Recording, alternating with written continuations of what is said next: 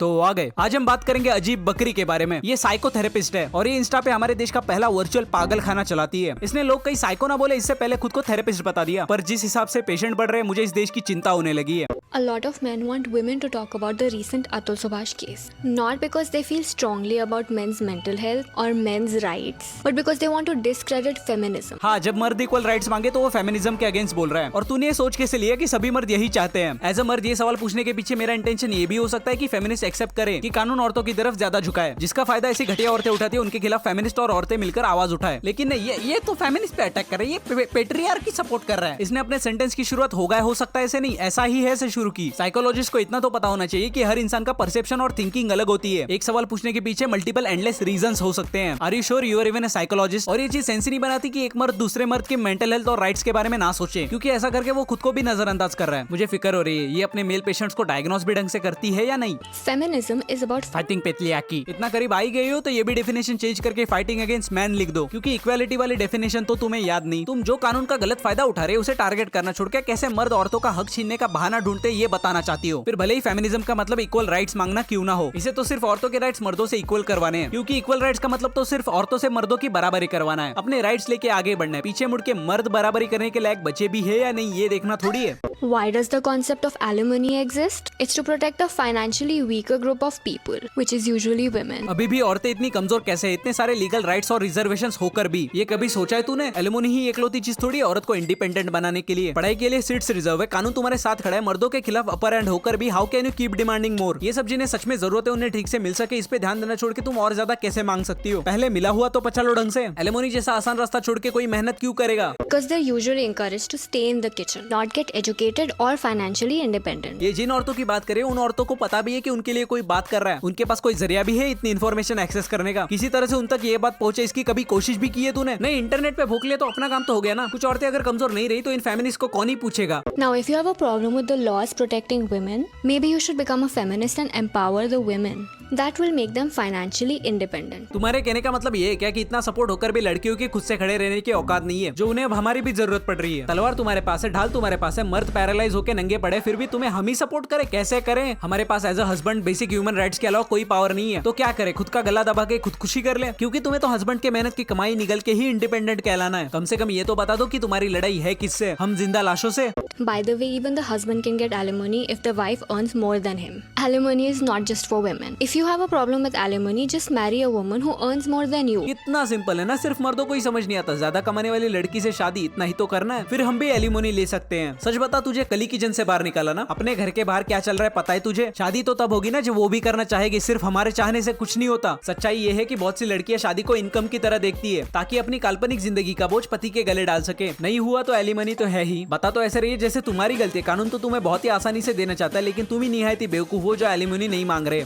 Growing up, did your parents ever change in front of you? If your dad was comfortable changing in front of you and you saw his nipples but did not see your mom shirtless, it means that your upbringing was sexist. इस बवासीर लगी बकरी का problem क्या है बे? हर चीज को categorise करना चाहती है। अरे क्या सेक्सिस्ट? मर्दों ने बताया था औरतों को कि हम दिखा सकते हैं, तुम छुपा के रखना। क्या दिखाना क्या छुपाना, ये एक औरत का प्राइवेट डिसीजन नहीं हो सकता क्या? औरतों ने ही अपने लिए डिसाइड किया तो इसमें सेक्सिज्म कहाँ से आया? सिर्फ मर्द ही सोसाइटी के सारे रूल्स डिसाइड नहीं करते। माँ अपने बच्चों के सामने शर्टलेस इसलिए नहीं होती कि बेटी को समझ आए कि कितना प्राइवेट रखना है, और बेटे को समझ आए कि औरतों में और क्या प्राइवेट होता है। एक सेंस ऑफ प्राइवेसी समझाने, जिससे बच्चे बेसिक लॉजिक लगाए कि अगर देखना अलाउड नहीं है तो छूना भी नहीं है। इससे बेटा लड़की के लिए क्या बैड टच है ये समझे और बेटी खुद के लिए क्या बैड टच है ये बचपन से समझ सके, एक एग्जांपल की तरह। ये परवरिश की बात है, छोड़, तुझे समझ नहीं आएगी। I'm a psychologist. Let me explain. पहले ये एक्सप्लेन कर कि तू साइकोलॉजिस्ट कैसे है। It's funny because nipples aren't even sexual. They're literally for breastfeeding. ये सब अगर तुमने अपने घर के किसी मर्द की छाती से दूध निकलता देखने के बाद सोचा है तो ये तुम्हारी फैमिली मेडिकल और शायद सेक्सुअल प्रॉब्लम है। हम इसमें कुछ नहीं कर सकते। अबे अजीब बकरी, मर्द और औरत दोनों के निप्पल सेक्सुअल होने से फर्क नहीं पड़ता। औरत के पास निप्पल के साथ ब्रेस्ट भी होता है जो कि सेक्सुअल है, इसलिए छुपाती है ना कि निप्पल की वजह से, जो कि ब्रेस्ट का छोटा सा पार्ट है। इसने सोचा अच्छा दोनों जेंडर के पास निप्पल होता है, ये मुझे किसी ने पहले क्यों नहीं बताया। अब एक काम करती हूँ, इस पे भी इक्वालिटी की भीख मांग लेती हूँ ताकि कमजोर फेमिनिस्ट को लगे कि कहाँ तक सोचती है ये हमारे लिए। क्या सोचे इसकी? इससे इंटेलेक्चुअल बंदी कभी देखी ही नहीं।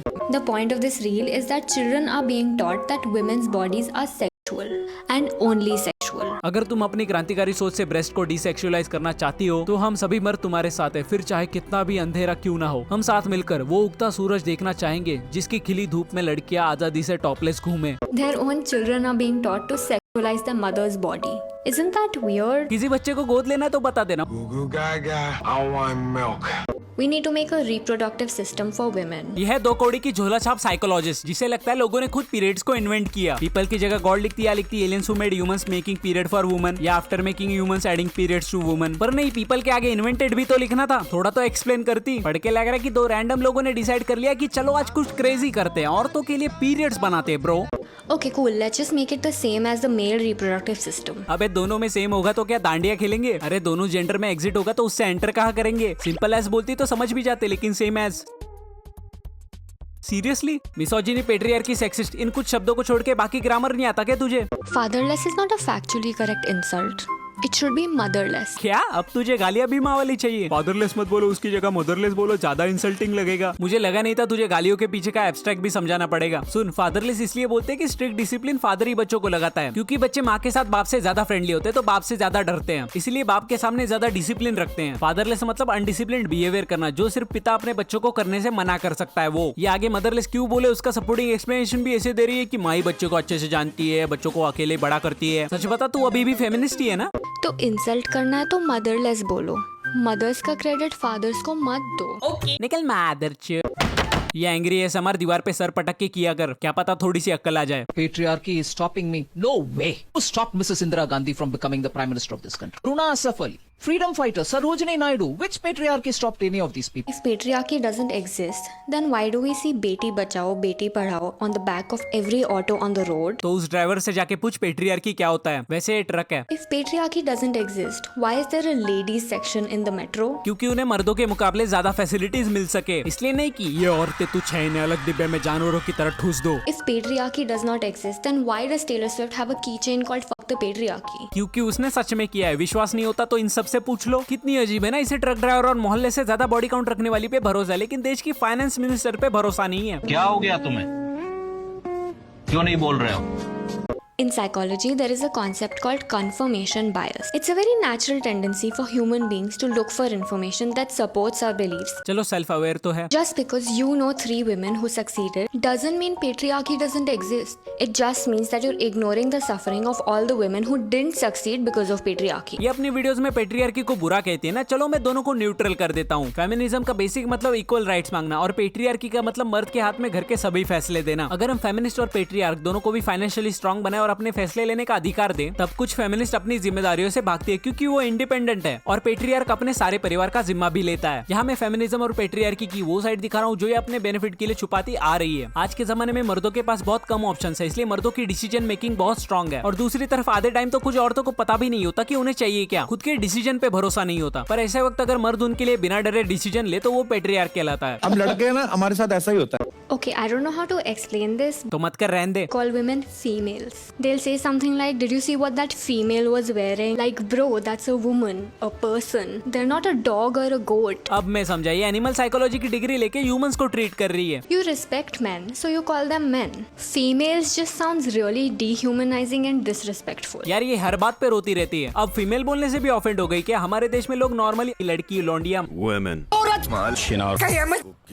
ये ज्यादा बोलते हैं, पर इसे ऑफेंड होने के लिए फीमेल को जानवरों से कनेक्ट करके ही बताना है, जैसे कि डीह्यूमनाइज्ड ही कर दिया। कल को इसे प्रेगनेंसी वर्ड से दिक्कत होगी क्योंकि वो तो जानवर भी तो होते हैं, डीह्यूमनाइज कर दिया। हम लॉन्डों को चाहे मैन की जगह मेल बुलाओ, हम इतने से ही खुश हो जाते हैं कि चलो किसी लड़की के लिए हम जिंदा तो है, एग्जिस्ट तो करते हैं। दोस्तों हमें गाली देके अब आपके नाम से पुकारते हैं, और रिश्तेदार, घर वाले, समाज तो हमें नालायक या निकम्मा कह के पुकारता है। तो हाँ, तुम्हारे मेल बुलाने से भी हमें कोई दिक्कत नहीं है। But how come they never call men male? Like, would you ever call a fully grown man a male? Like, oh, look at that male, he has such a nice beard. तो लड़कियों को जाके बोलना ही है, इसमें भी हमारी ही गलती है। तो बस यार आज के लिए इतना। ये वीडियो शायद ज्यादा लंबी हो गई है। ये वीडियो सिर्फ एंटरटेनमेंट के लिए थी। पसंद आई तो लाइक करो, शेयर करो, सब्सक्राइब करो। मेरी तरफ से किसी को कोई हेट नहीं है, उल्टा I support feminism because somewhere a small part of me stands for women. That's my D. मैं आपसे मिलता हूँ अगली वीडियो में किसी नए नमूने के साथ। Thanks for watching.